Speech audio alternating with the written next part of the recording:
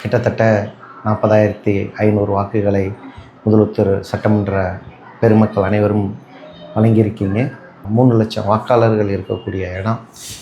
But பெரிய அளவில் எந்த விதமான வளர்ச்சிகளையுமே பார்க்காத ஒரு சட்டமன்றமாக தான் இருந்தது. அத்தனை கிராமத்தை இடைவிடாத ஒரு பயணத்தை அதற்கு எனக்கு உறுதுணையாக நிறையா பேர் கூட பயணித்தாங்க. நண்பர்கள், கட்சி நண்பர்கள், மீடியா நண்பர்கள். பூமலைன்னு தான் நம்ம சொல்ல வேணும்.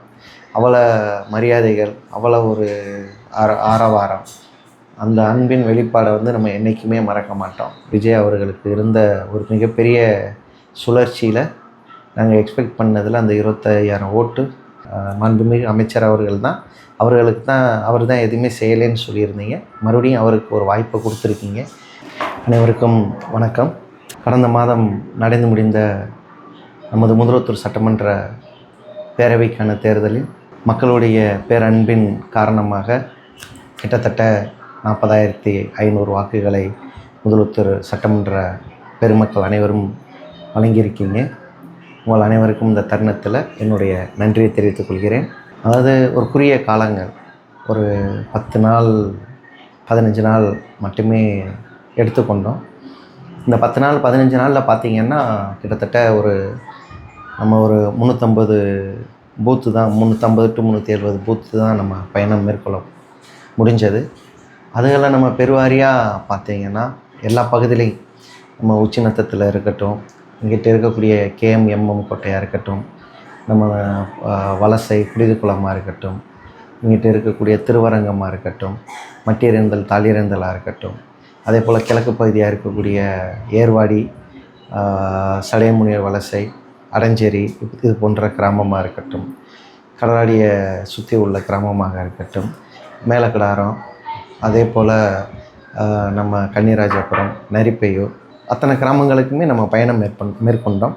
அந்த பயணத்தில் நம்ம தெரிஞ்சுக்கிட்டது ஒன்று தான். கிட்டத்தட்ட ஒரு 300 கிராமங்கள் நம்ம போகிறது பைபாஸாக இருக்கும். ஆனால் ஒரு 4 கிலோமீட்டர் 3 கிலோமீட்டர் உள்ளே போகக்கூடிய சூழ்நிலை வரும். பார்த்திங்கன்னா ரிமோட் வில்லேஜ்னு சொல்லக்கூடிய அளவில் தான் இருக்கும். இன்றைக்கும் முதலுத்தூரில் ஒரு குடம் தண்ணி 12 ரூபாய்க்கு தான் வாங்கி குடிக்கிறாங்க. அது சராசரியாக எல்லா ஊர்கள்லேயும் அதே நிலையாக தான் ஏற்பட்டிருந்தது. அதே போல் நிறைய கிராமங்களில் பார்த்திங்கன்னா நம்ம பெருநாளியை சுற்றி அருகாமையில் இருக்கக்கூடிய கிராமங்களாக இருக்கட்டும், நான் இதுக்கு முன்னாடி சொன்ன குறிப்பிட்ட பகுதிகளை சேர்ந்த கிராமங்களாக இருக்கட்டும், எல்லா இடங்களுமே பார்த்திங்கன்னா வாகன வசதிகள் ஒழுங்காக போகக்கூடிய சாலை வசதிகள் கூட கிடையாது. இன்னமும் ஒரு 20 வருஷத்துக்கு முன்னாடி நம்ம ஊர்களில் எப்படி அரைக்கரண்டு காக்கரண்டுன்னு சொல்லி குண்டு பழுப்பு தான் எரியும் பாருங்கள். அது மாதிரி சூழ்நிலையில் தான் வலசை போன்ற கிராமங்களிலெல்லாம் விக்கிரவாண்டி வலசை, புழுதிக்குளம் இந்த பகுதியிலெல்லாம் இருந்தது. இப்படி குடிக்கிறதுக்கு தண்ணி, போய் வர்றதுக்கான போக்குவரத்துக்கான நல்ல சாலை வசதியும் இல்லாமலும், அதே போல் நிறையா ஊர்களில் ரேஷன் கடைகள்லாம் இடிந்த நிலையில் இருந்தது. அது சின்ன ஏர்வாடி போன்ற ஊர்களில் கூட ஒரு டூரிஸ்ட் பிளேஸ், ஒரு மிக முக்கியமான நகரங்களாக இருந்தாலும் அப்படி ஊர்களையுமே ரேஷன் கடையெல்லாம் இடிந்த நிலையில் இருந்தது. சாலை வசதிகள் கிடையாது. நம்ம சடையமுனியன் வலசை இந்த மாதிரி கிராமங்களில் மழை பெஞ்சால் இடுப்பளவுக்கு தண்ணி இருக்கும். கட்டில் மெத்தை அடுப்பாங்கிற வரைக்கும் தண்ணி இடுப்பளவில் இருக்கும். அப்படிப்பட்ட சூழ்நிலையில் தான் இருந்தது. நம்மளும் நீண்ட நாள் ஒரு தொடர்பில் தான் அனைத்து கிராமங்களையும் இருந்தோம். இந்த ஒரு வாய்ப்பு சட்டமன்றத்தில் நிற்கக்கூடிய வாய்ப்பு இருக்கும்போது அத்தனை கிராமத்தை இடைவிடாத ஒரு பயணத்தை அதற்கு எனக்கு உறுதுணையாக நிறையா பேர் கூட பயணித்தாங்க. நண்பர்கள், கட்சி நண்பர்கள், மீடியா நண்பர்கள், பொதுமக்கள், அங்கே இருந்த பொதுமக்கள் அனைவரும் சாதி மதம் வேதம் இல்லாமல் அனைவரோட பங்களிப்பும் உதவியும் இந்த சட்டமன்றத்தில் எனக்கு இருந்ததையும் நான் குறிப்பிட கடமைப்பட்டிருக்கிறேன். இப்படி கரண்ட் வசதி, சாலை வசதி, குடிக்க தண்ணி இல்லாத வசதி, இப்படி தான் முதலுத்தூரானது. எந்த விதமான தொழிற்சாலையும் இல்லாமல் மிக பின்தங்கிய ஒரு சட்டமன்றமாக தான் இருந்தது. கிட்டத்தட்ட 3 லட்சம் வாக்காளர்கள் இருக்கக்கூடிய இடம். பட் பெரிய அளவில் எந்த விதமான வளர்ச்சிகளையுமே பார்க்காத ஒரு சட்டமன்றமாக தான் இருந்தது. நம்ம பிரதானமாக இந்த என் அடிப்படை வசதிகளே இல்லை அப்படிங்கிற விஷயத்தை தான் நம்ம முன்னெடுத்து கொண்டு போய் மக்களிடமும் ஓட்டும் கேட்டோம். அது மட்டும் இல்லாமல் வைகை தண்ணி நம்ம சுதந்திர இந்தியாவுக்கு பிறகு 75 வருஷம் ஆச்சு. ஆனாலும் நம்மளுக்கு வைகை தண்ணி பாசனமானது நம்ம முதலுத்தூர் பகுதிக்கு வரலை. வெறும் 18 கிலோமீட்டரில் உள்ள பரமக்குடியிலேருந்து பாசனத்துக்கு கூட நம்மளுக்கு தண்ணி வரலை. கூத்தன் கால்வாய், சங்கரத்தேவன் கால்வாய் வழியாக நம்மளுக்கு தண்ணி நீராகாரங்களை நம்ம பகுதிக்கு கிடைக்கணும்னு நம்ம பேசினோம். அதே போல் கிட்டத்தட்ட ஒவ்வொரு ஊர்கள்லேயும் இன்றைக்கும் பார்த்திங்கன்னா 50 வருஷமோ 25 வருஷமோ நிறையா கிராமங்களில் பள்ளிக்கூட வசதிகளே இல்லாமல் தான் இருக்குது. பள்ளிக்கூட வசதிகள் 5வது இருந்தால் 5வதாக மட்டும்தான் இருக்குது. 8வதாக இருக்கிறது காலங்காலமாக 8வதாக தான் இருக்குது. தரம் உயர்த்தப்படாமல் இருக்குது. அதுகளெல்லாம் தரம் உயர்த்தப்படணும்னு பேசியிருந்தோம்.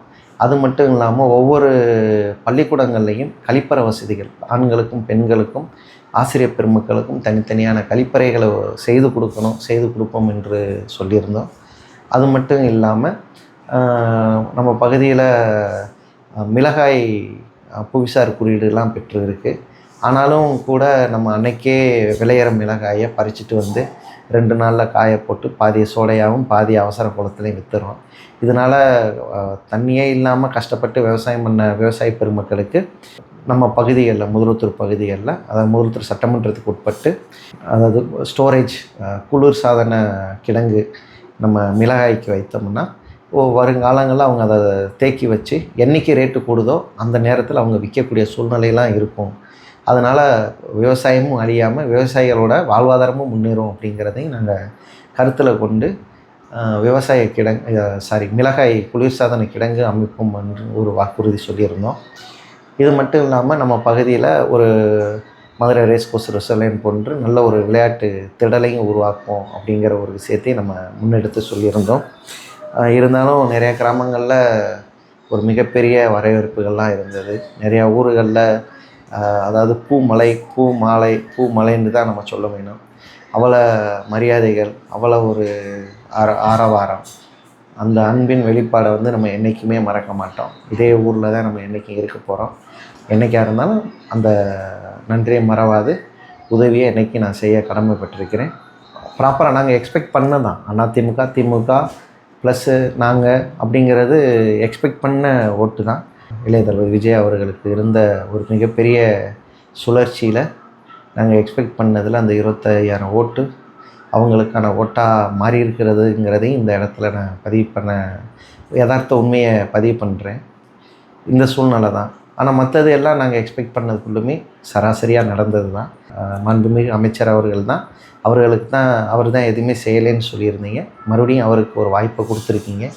இந்த முறையை அத்தனையும் கேட்டு மக்களுக்கான அத்தனை அடிப்படை வசதிகளையும் கேட்டு பெறுங்க. கண்டிப்பான முறையில் செய்து கொடுக்க நீங்களும் மக்களும் மறுபடியும் முயற்சி செய்யுங்க. ஏன்னா இதே பகுதியில் தான் நம்ம எப்போவும் இருப்போம். நம்மளாலான முயற்சி என்றைக்கும் உங்களுக்கு உதவிகரமாக நம்ம என்றைக்கும் இருப்போம். அது தாலுகாவோ ஒரு மாவட்ட அளவுலேயோ எந்த அதிகாரிகளையோ இல்லை அரசு அலுவலகங்களை தொடர்பு கொள்ளணுன்றாலும் அது எப்போவும் நம்ம செய்து கொண்டு இருக்கிறது தான். என்றைக்கு நம்ம துணை இருந்து அதை நம்ம என்றைக்கும் செஞ்சு கொடுப்போங்கிறத இந்த தருணத்தில் நான் தெரிவித்துக் கொள்கிறேன். நமக்கு மிகப்பெரிய அளவில் நம்பி நமக்காக நிறைய மக்கள் ஒரு மிகுந்த ஆர்வத்தோடும் நம்பிக்கையோடும் அன்போடும் பாசத்தோடும் ஒரு மிகப்பெரிய அளவில் ஒவ்வொரு கிராமங்களுக்கும் நான் போகும்போது நிறைய கிராமங்களில் ஓட்டு கேட்டு போன சூழ்நிலையெல்லாம் இல்லை.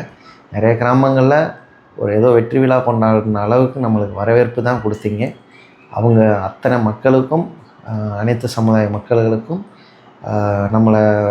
நம்ம மேலே வைத்திருந்த அன்புக்கும் நம்பிக்கைக்கும் இந்த தருணத்தில் உங்கள் அனைவருக்கும் நன்றி தெரிவித்துக் கொள்கிறேன். நன்றி, வணக்கம்.